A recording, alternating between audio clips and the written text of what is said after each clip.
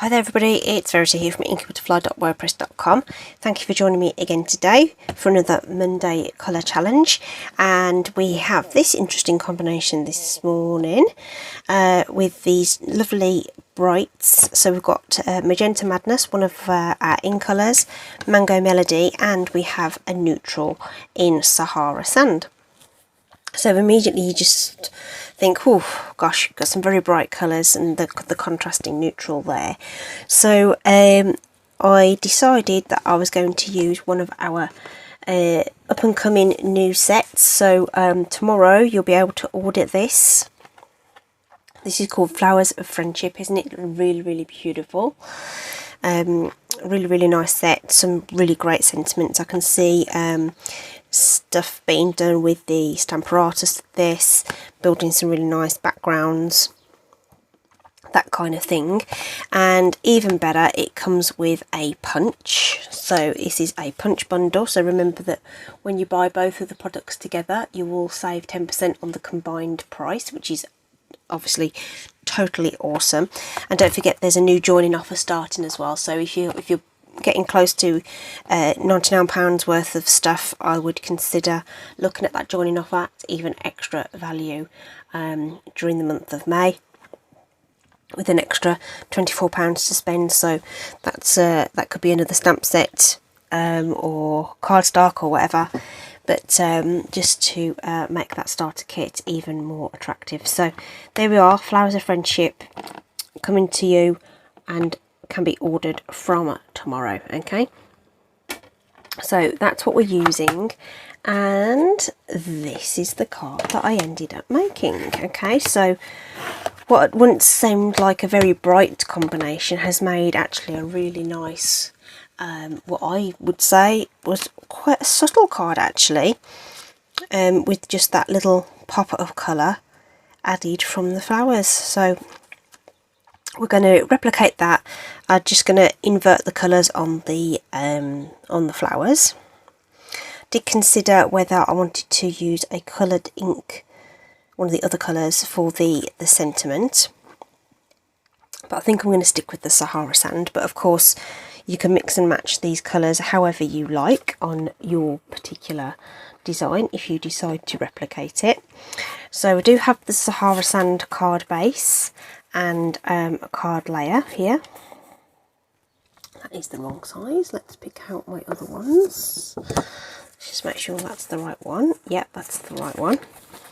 I do have some pre-cut layers in a box next to me, and I've just picked up one of the other ones. So this is my usual layer of 4 by 5 3/4.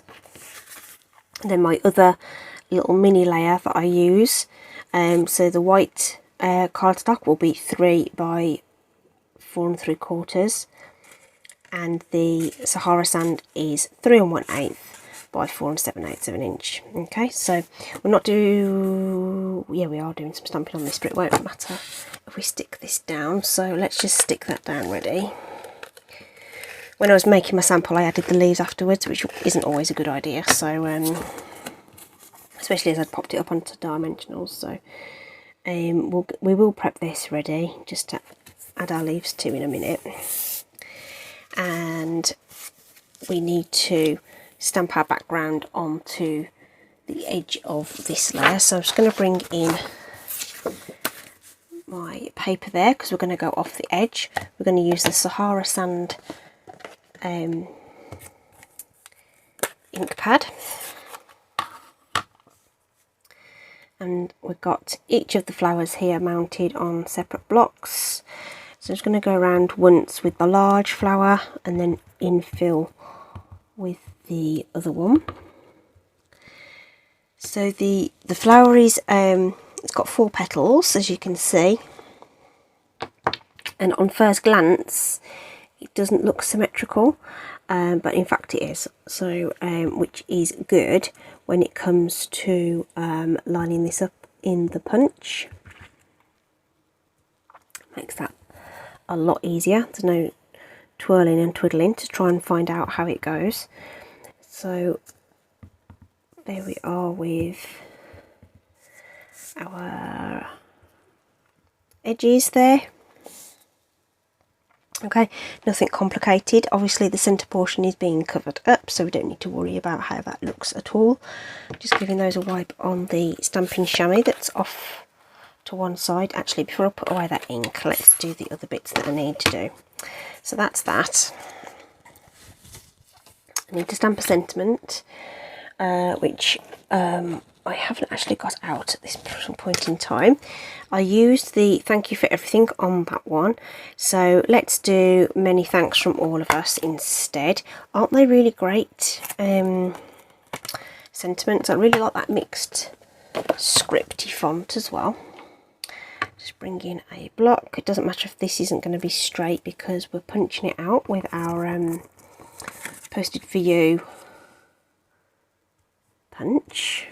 postage label stamp, rectangular postage label stamp. That's a carryover from the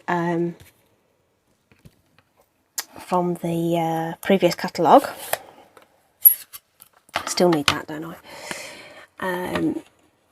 And it actually, I didn't think I'd find it as useful as I have, but because it is such a nice little sort of rectangular shape, it's actually very useful. So I'm going to punch that out, so that's ready to go as well. Very quick and easy. I love using punches just for that reason, really, just so that you know, it really does mean that a card can be built very, very quickly. The 2 leaf stamps I've actually mounted together on the block, and I'm just going to position these kind of where I think they're going to sit once I've built the card. It's not going to matter greatly if they're slightly off, so I think that will probably be fine. That seems a bit random to do, but I think it'll work out just cool. Okay, so that should be it for the Sahara sand, so we can leave that off to one side. I'm going to prep this with some dimensionals. Same with the sentiment, so just want a couple on the sentiment just there, just to make sure it's fully supported. And I like to do 5 on a panel, not too close to the edge so they're not seen too much. And we'll have 1 in the centre as well. So we may as well get that constructed now. So we know how this is going to go. Dimensional backings come off nice and easy, so no worries there. Make sure we get this the right way. Oh, I'll put that down. Let's put some seal on the back of that, get that in position.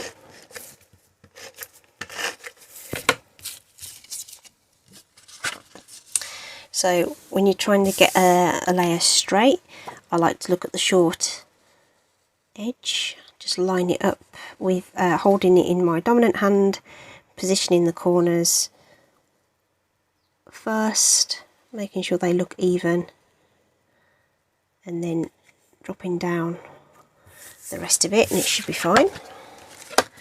It should match up perfectly if you've cut it straight, of course. Sahara sand panel over the top, and our sentiment goes in about there, which means we've just got our flowers to stamp. So I've actually cut 2 strips of cardstock here. Right, large flower in Magenta Madness. Those are 1.5 inches wide. The punch that I showed you at the beginning, it has sort of multiple images on it to punch out, and unless you're absolutely really accurate with your stamping, you're not going to get those aligned very well. which could be frustrating for people. So if you cut a strip that just about fits your stamped image, you can actually just slide that strip along in the punch without wasting a whole ton of card. So the little flowers I learned on the demo sample, you need to put a little bit more room in between because of the way the punch cuts. So the large flowers will have, can you see how I've orientated these as well? So these ones go sort of north south and these ones go in an X, and that's because of the orientation on the punch. Okay, so we're going to use the punch now to get those all done. So I've got plenty of room to hold the cardstock. I can slide that in, line it up with the with that line art, and I can punch that out. But you can see it's also going to punch these portions here on this particular image. Those portions don't interfere with the next one along, if you know what I mean. See, that one's still intact. When I did the same thing with the small flower, there it took chunks out of the next stamped image. So just be mindful that when you're doing this, of those other areas of the punch that may damage the next image along. Okay, just line that up again. Just take your time. There we are. So that's that. Okay, we've just got a little bit of scrap that we could use for something else there. Let's put that to one side, and then we've got our little ones which are in the bottom of the punch, and you'll see how that leaf on the right hand side, you see, if that punched image was right next to that one, that would have cut into it, and that's what I found with my original sample. So just bear that in mind when you're when you get your new products. Just think about how you're gonna do that. That is all. Okay, so we just want the 2 of those ones and 3 of the large ones. Okay, another scrap there that we can use for something else. And I'm going to have to just tidy away these little bits of paper because it will drive me potty. I do like to try and keep the desk clear if I can. Okay, so flower shaping then. So I tend to use my bone folder or a ball tool or something, and I curl them face down and then press into the centre like this. It takes a moment or two, but adding that sort of shape to the flower just gives it a little bit of, you know, realism and stuff, which is nice. Works out quite well. You can get paper flower shaping kits and things, but palm of my hand and my bone folder works just fine. Just going to flip those over so I can apply some wet glue to those. So wet glue is nice in that you can put a nice little bead of that on the back of those. Right, nice little blob. It won't come out the side, and it will keep them lifted as well, so they will look really, really pretty. Okay, so of course we're using odd numbers, so I've gone for 3 of the main colour, and then now these 4 pointed flowers, they all seem to line up, so just twiddle them around so that they're in different directions.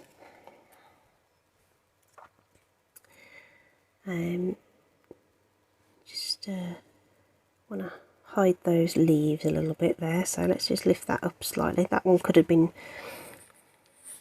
a little closer. And then we can tuck these ones in where we want them as well. Have them overlapping, underlapping, whatever. Okay. So if they overlap the sentiment, it all looks like it's connected together, so it just brings the design together. Okay. The glue dries really, really quick, but gives you enough time just to have a bit of a dance about with your placement. Okay, so I've ended up covering up a few of those leaves, and I don't want to obscure my sentiment, so let's just do that. And that just gives you a bit of time just to move those around and get them where you want them. And then all we need to do is add on some what do you call these, rhinestones or pearls. Actually, let's use pearls on this one. Let's grab my poker tool and add those on.